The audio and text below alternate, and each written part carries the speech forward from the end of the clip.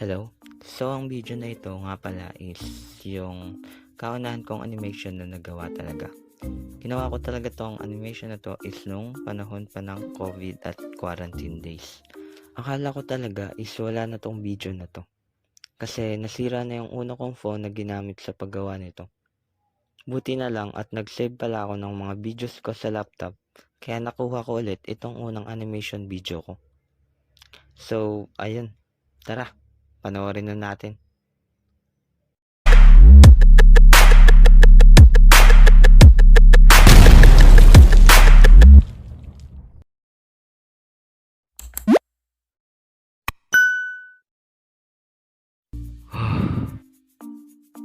Hi sa mga nanonood dyan.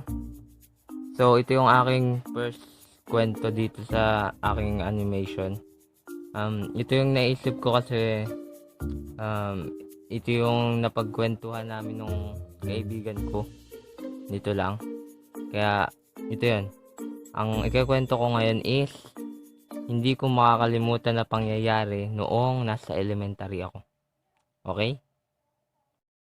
Marami tayong karanasan na hindi makakalimutan nung elementary tayo. Mga kaibigan at syempre hindi mawawala ang mga kalokohan. May mga classmate tayo na nagtatago ng bag sa mga bangko nila at yung iba naman ay yung mga naglalagay ng bunot at kung ano pa sa bag ng iba. At kung minsan pa nga ay yung mga malalaking bato, alam nyo yun, klase natin na pag nakakitang wala ng tao sobrang bilis parang nagte-teleport. Kaya naman kung minsan uuwi ka na lang sa bahay nyo, tas surprise! May pasalubong ka na sa mama mo. Pakamot ka na lang at mapapaisip, kaya pala tawang-tawa ang mga kalugmong kaibigan is napagtripan ka na pala. At kaya naman pala pakiramdam mo, bigla na lang bumigat ang daladala mo sa iyong bag. Ay, talagang nakakasar. Pero, hehe, minsan nakikisala rin ako sa paglalagay ng bato. Marami akong hindi makakalimutan na pangyayari nung elementary pero ang hindi ko makakalimutan na pangyayari ay ang muntik ko nang ikamatay na pangyayari dahil sa sarili kong katangahan. Hindi nyo kasi naiitanong, makulit kasi ako nung nasa elementary at may hilig akong manood noon ng mga tinatawag nilang parkour at mga cartoons na kagaya ng Naruto. Kaya naman tuwing tumatakbo ko noon, nag-aalanin dyan ako at nagagaya ko na sila. Sigurado naman akong hindi lang ako ang gumawa nito, 'di ba? Yung iba diyan, 'di ba? 'Di ba? 'Di ba? Ang natatandaan kong paborito kong gawin noon ay yung ginagawa ni Naruto, yung umaakyat sa puno gamit lamang ang kanilang mga paa. At tuwing nagagawa ko naman ng mga bagay na yun, tuwang-tuwa ang mga kaklase ko. Isang araw, nakita ko ang mga classmate ko na nagpapayabangan about sa mga kaya nilang gawin. At ako naman ito na nakisali pa sa kanila. At hindi ko alam kung ba't ko pa ginagawa to. Natatawa na lang ako tuwing may isip ko to. Tuwing naaalala ko tong kakalugan kong to. Ay, sige, balik tayo sa storya. Ito kaya nyo bang gawin? Ang ipapakita ko sana sa kanila ay yung parkour-parkuran kong ginagawa ay kaso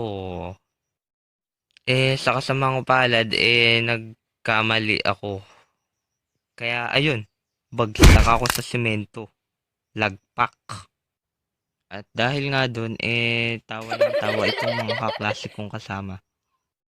Pagkatapos nga nun bigla na akong bumangon at hala, nagkamali ako.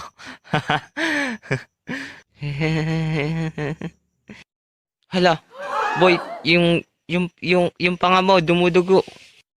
Napahawak ako sa panga ko at what the Nagulat na lang ako at napakadami kong dugo sa aking kamay. Agad kong tinakpan ng panyo ang aking panga at nagpa siyang dumiretso uwi na lang sa bahay. Pagka-uwi ko ng bahay, agad akong tinanong ni mama at sinabing, "Oh, anong nangyari sa'yo?" Pero hindi ako umiimik at nakatingin lang sa kanya. Ah, masakit ang ngipin mo ano? Nakipag-away ka? Nakagat ka ba ng insekto? Ikaw bata ka, anong nangyari sa'yo? Ba't di mo sinasabi agad? Agad siyang kumuha ng panggamot at pinahiga ako. Nang nakita ni mama ito, talagang natakot siya. Kasi nakita niyang may hiwa yung pangako at talagang malaki yung hiwa. Nilinis niya muna ito at dinala ako sa ospital para magamot o at matahi yung hiwa sa pangako. Napatama pala yung pangako sa may matalas na bakal kaya nahiwa ito. Habang ginagamot ako ng doktor, takot na takot at diring-diri ito si mama sa nakikita niya. Kasi malaki daw talaga tong hiwa at sa aking panga at nakanganga na daw. Sinabi ng doktor na, napakaswerte ng anak niyo, misis, kasi sa may parteng doon lang yung hiwa dahil kung sa may bandang baba pa at sa leeg ay nangyari ay malamang yari ang inyong anak.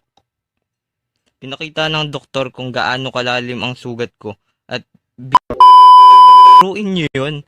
Yung dalawang daliri ng doktor ay kumasya dun sa hiwa ng pangako na ilubog niya. At pinaipasok niya yun ng malalim. Kaya ayun, talagang diring-diri si mama. At naging maayos naman yung pagtahi sa aking panga. Pero dahil sa pangyayaring yun, nagkaroon nga ako dito ng mga peklat. Ayun. At dun ko natatapusin yung story ko. Kayo, anong hindi nyo makakalimutan pangyayari sa elementary nyo? Salamat nga pala sa mga nanood sa akin dyan. Sana nagustuhan nyo yung video ko. At abangan nyo pa yung mga i-uploads kong video sa susunod. Wala pa akong maisip na content na gagawin ko sa animation ko.